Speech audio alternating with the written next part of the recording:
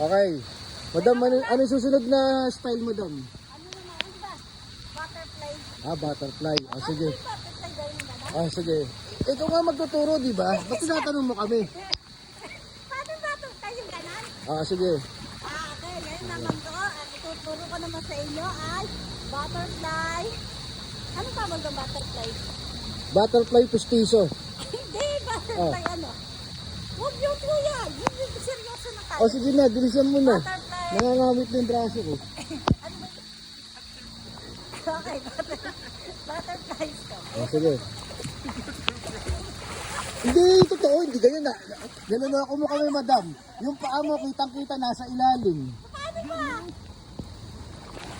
Ganon. Okay, sige, okay. Take two. Ano talaga? May take one, may take two. Okay. Butterflies. Sige na. Nakaangat ba ka? Ganon. Tama. Wala, kitang ina, nalunod. Nalunod na naman si madam. Putang ina ko yan.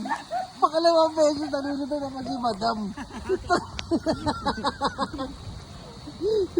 Oh. Tang ina, nakalunod na naman. For the second time si madam, nakalunod na naman.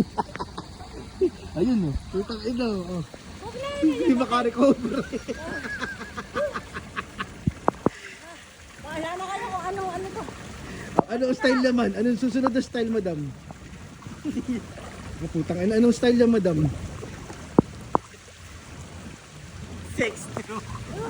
Putang ina, dinuraan na. Yung tang ina, hindi na maliligo dyan. May durana na yung madam.